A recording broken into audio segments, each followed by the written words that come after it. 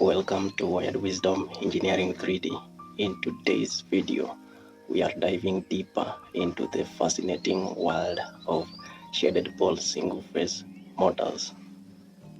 These simple and yet ingenious motors are used in everyday application. You will find them in fans, you will find them in blowers, and even small pumps. Ever wondered how they work? Dive with us in this video. We are going to look at the construction, the operation, and unique advantages.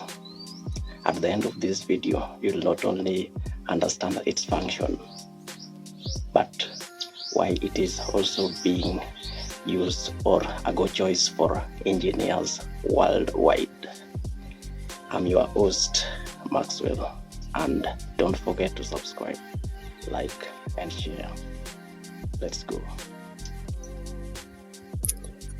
A shaded pole single-phase motor is a simple and inexpensive type of electric motor that is commonly used in low-power applications such as fans, small pumps, and the rest.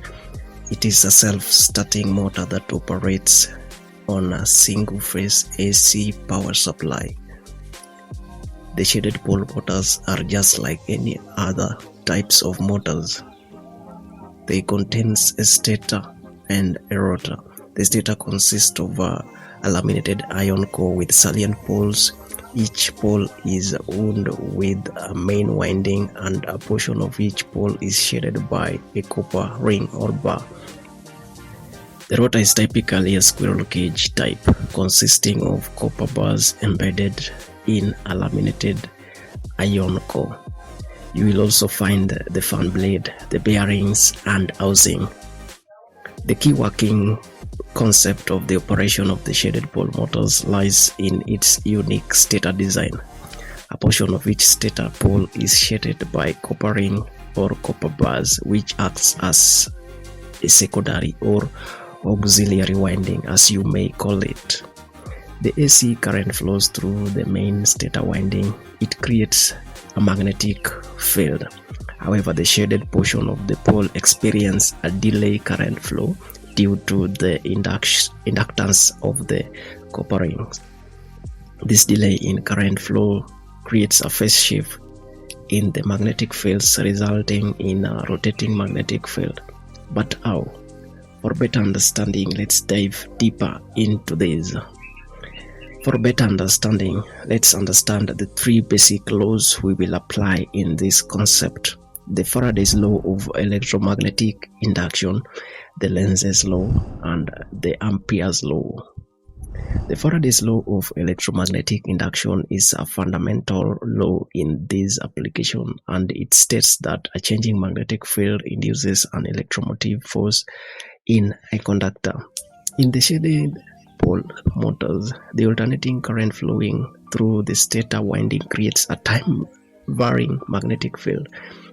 The changing magnetic field induces an electromotive force in the shading coil, which is short-circuited copper band wrapped around a portion of the stator pole. Lenz's law states that the direction of the induced current in a conductor is such that it opposes the change in the magnetic flux that produces it. In shaded pole motors, the induced current is in the shaded coil generates its own magnetic field that opposes the change in the main magnetic field produced by the stator winding. This opposition results in phase shift between the magnetic fields in the shaded and unshaded portion of the pole, creating a rotating fields. The Ampere's law, on the other hand, relates the magnetic field around the closed loop to the electric current passing through the loop. In the shaded pole motors, the current flowing through the stator winding and the shading coil generates a magnetic field that contributes to the overall magnetic field distribution within the motor. Now, another concept we have to analyze as early as possible, which we will be using later, is a change in flux. A change in flux particularly magnetic flux, is a fundamental concept in electromagnetism. It describes how the amount of the magnetic field passing through a given surface changes over time. This change can induce an electromotive force, which is essentially a voltage in a given conductor. Magnetic flux is a measure of the total magnetic field that passes through a given surface. It is calculated as the product of the magnetic field strength, that is denoted by B, the area of the surface A, and the cosine of the angle theta between the magnetic field lines and the surface normal. Now, how does this flux occur? Change in flux can occur in several ways, but let's analyze in 3 basic ways. Number 1, changing magnetic field strength. If the strength of the magnetic field B increases or decreases, the flux through the surface will change accordingly. Number 2, changing area of the surface. If the area of the surface area changes, for example, moving a conductor through a magnetic field, the flux will change. And then number 3, changing angle between field and surface. If the angle between the magnetic field lines and the surface normal changes, the flux will also change. And then on Faraday's law about the flux, Faraday's law states that the change in flux is the negative of d theta over dt. The negative sign in Faraday's law is a consequence of Lenz's law. When we have a stator with coil and single phase, AC power is applied as shown. Due to the magnetic field in the coil, there is a flux linkage across the stator. In this scenario, the flux shown are areas with which contains a stronger magnetic field or magnetic flux. The flux formed under positive half cycle leads to north-south pole creation, and under negative half cycle, the north-south pole are reversed and south pole are formed. If you want to know how the AC single phase works, check our previous videos. Now, placing a bar magnet as shown, it will try to align itself with the magnetic field. The bar magnet will rotate to some angle and back without rotating. This forward and back rotation is a concept analyzed by the double field revolving theory. The double field revolving theory was analyzed in single-phase induction motors. The theory provides a simplified explanation of the complex magnetic field interaction in shaded pole motors. With a single-phase AC supply, a shaded pole motor is powered with the single-phase AC supply, which creates a pulsating magnetic field in the stator.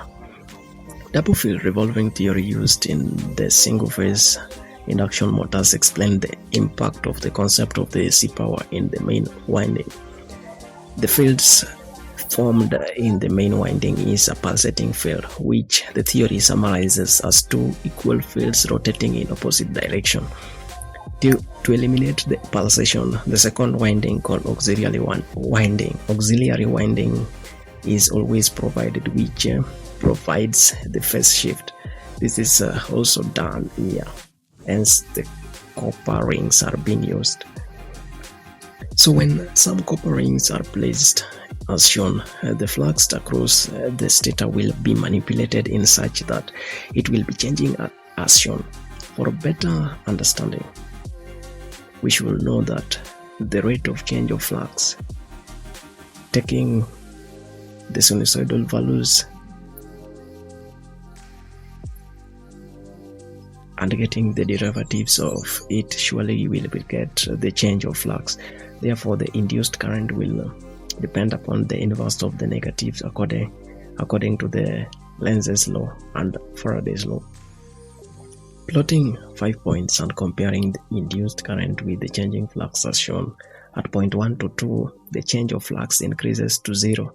As at the copper bars, according to the Lenz's law, it will create a field that tries to oppose the change, as the flux crossing at the copper ring are opposed due to the induced current, which creates its own field.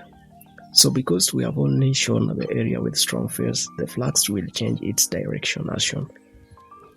So from point 1 to 2 of the change in flux, the direction also changes. At point 2 to 3, the flux decreases, but the current direction is still forward. At point 3, the field is 0. From point 3 to 4, the change of flux increases, but this time around the direction of the current changes. It also reverses the flux in the salient pole, as the magnetic fields are induced in the copper rings, leading to the increase in the flux. We can see how the strength of the magnetic field changes with the copper rings placed. When we place a bar magnet, this time around it will rotate. Now placing the rotor, it will rotate. Although it has low starting torque, it is majorly used in low torque application.